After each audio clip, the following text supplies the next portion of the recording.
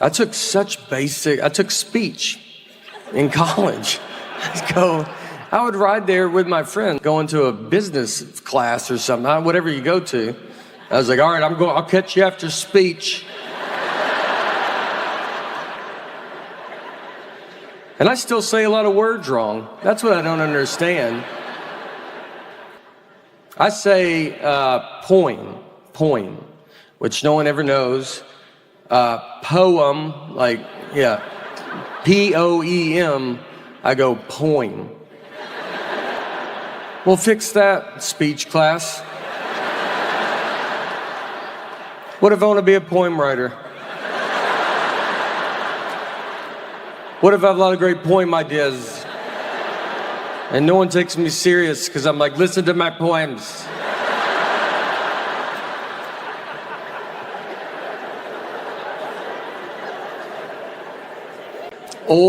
I say ol, super southern one, oil. I don't even know how to say it, like how to y'all. Oil, O-I-L. Yeah, I go motor oil, like tin full.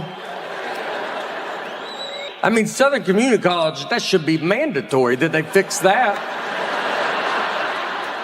They should write OIL on the board. And I just go, oh. They go, all right, we're going to take care of that, all right? There's a pretty good chance you're going to be working with a lot of that.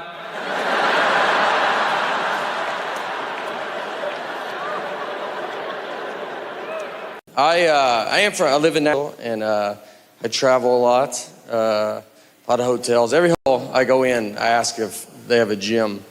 I'm like, you guys got a gym? I don't even have clothes to work out in. And it's just because other people are standing there, so I like to ask.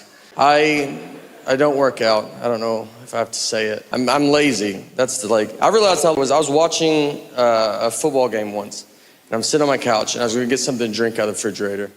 And right when I get up to go get something to drink, one team kicked off to the other team. Before I could get back, the guy ran a 100-yard kickoff return, and I missed it. That guy ran 100 yards before I could get 3 to maybe 4 yards.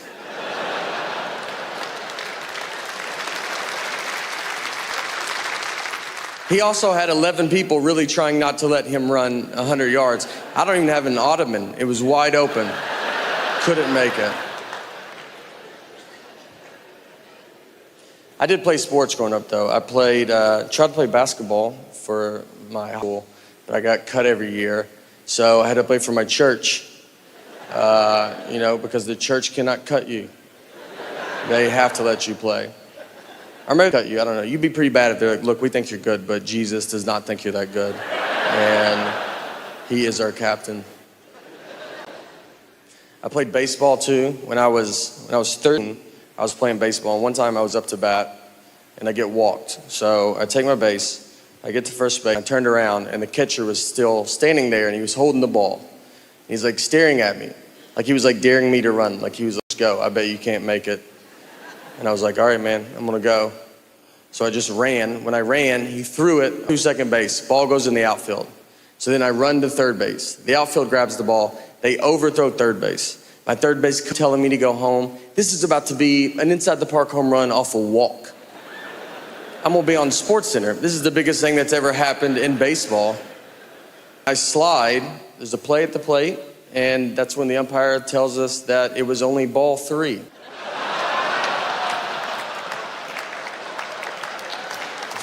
I swear. It's a true story. So, we all have to get up. I'm like dirty for no reason. I gotta go get my bat right where I left it. I gotta bat again. It's 3 balls, 2 strikes. Next pitch, immediately out. I'm exhausted and over baseball. And I just looked at the ump and he was like, you can go now. I learned though that day, that if you're confident, you can get away with quite a bit. Because no one tried to stop me, and they should have, They knew I wasn't supposed to go. That's why the catcher was holding the ball, because he was like, I'm not supposed to be going yet, right?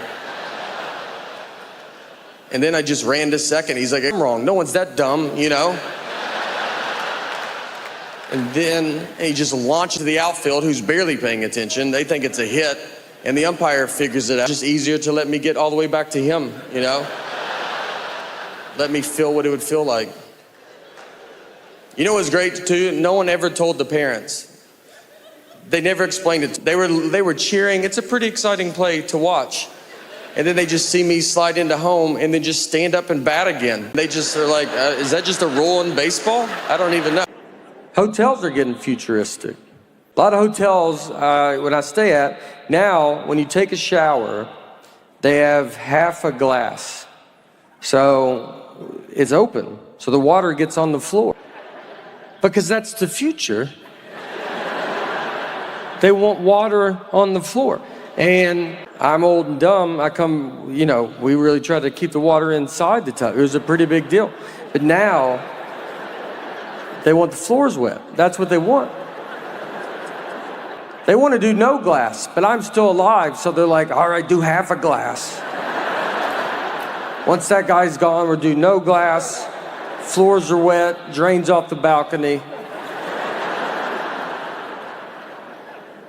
So now we are basically at Mount Rainier. That was the whole car ride. And if you ever go, just so you know, you have to pay to go up it. It's not a free mountain. Someone bought it, and they're charging tickets. It's also all uphill. It's a nightmare. So be ready for those things. We drive up, we park, and we're walking up the trail. So went up it halfway. I can barely breathe. And this couple's coming down, so I stopped them. I was like, hey, is this enough where we're at? You know, is this like, you get it? Like, we're not trying to live on this mountain. And the lady goes, I'm 75 years old, and I did it. And I was like, all right, maybe that's why you didn't hear the question that I asked.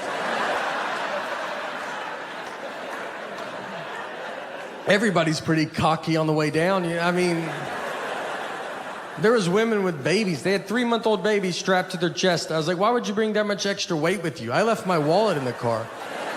They looked exhausted. I'm surprised they're not just babies left up there and rangers have to come down. Whose baby's this? That's ours. We're gonna let it grow up and come down on its own. She runs everything. She does stuff, doesn't tell. We got a new roof. And I did not know that. A whole new roof. I found out from my neighbors. They were like, how's that new roof going? I go, I don't know what you're talking about. And they go, you didn't know you got a new roof? I go, no, I did not. And then I had to go get her. You gotta go talk to them about that new roof you didn't tell me about. I look like an idiot out there.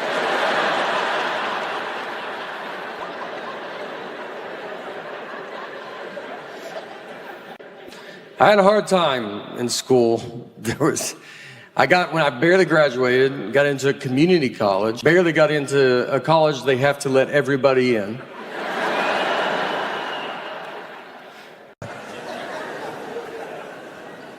The next morning, dealt with my daughter's generation. It's a generation that I feel like just thinks about themselves, you know?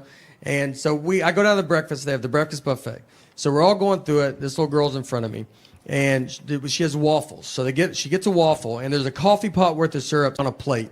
So it's like you pour it, and then you leave it back on the plate, and then you go and eat your breakfast. So she gets the syrup, and she just takes it to her table. So now the syrup's gone. And I see this happen, but no one else does. So I'm hearing other people go through, and they're asking where the syrup's at. And it's starting to become a problem. I mean, people are like, where's the syrup? And the hotel's like, I don't know. That's all the syrup we have was out there. I know where it's at, but I'm not trying to get involved, you know? I didn't wake up and just think, I hope I get to talk to everybody this morning. I mean, when you roll out of bed, you're not like, I hope I'm about to get in the thick of it down there.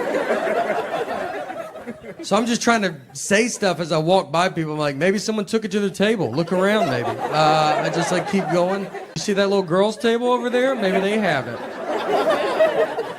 And no one's picking up on this, so I have to go get it. And this girl's sitting with a bunch of her friends. So I go over to them. I was like, hey, can we get that syrup back? That's kind of for the entire hotel. And they go, whatever. All of them. Just blew me off. And then the father in me kicks in. I go, all right, well, just a heads up, just so you guys know, I did nothing wrong, and you guys have ruined breakfast for everybody. I don't know if you've ever eaten out in public before, but do you see me over here with a tub of eggs? Do I have all the eggs? You did everything else, and for some reason you thought, I bet this is all my syrup. And where are your parents at, you know? A couple of them started crying. Felt good, to be honest. I was away a little bit. I like to practice on other children, you know, my discipline.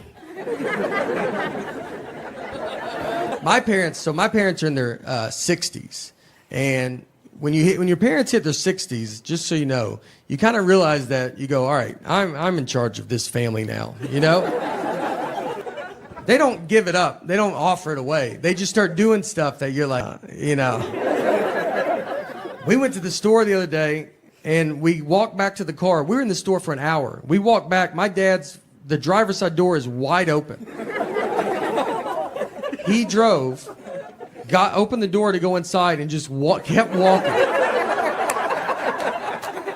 He's been driving for 50 years. And I know cars are getting crazy, but one thing that stayed all these 50 years is you got to open and shut that front door. My dad wore my mom's pants to a funeral. That was the day that I was like, look, we can't listen to this guy no more, you know? We got to go get him. He doesn't know what's happening.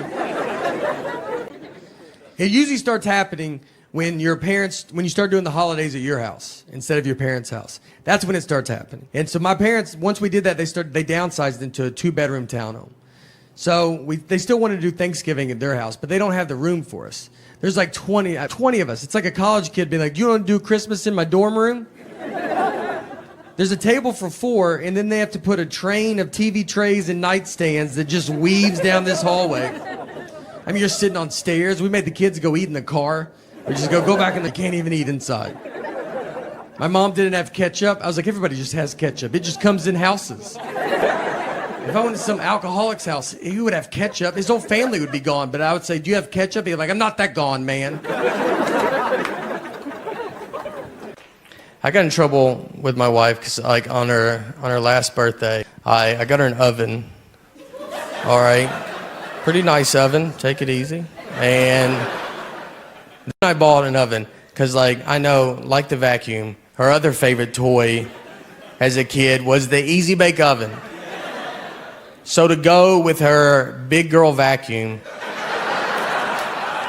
I got her.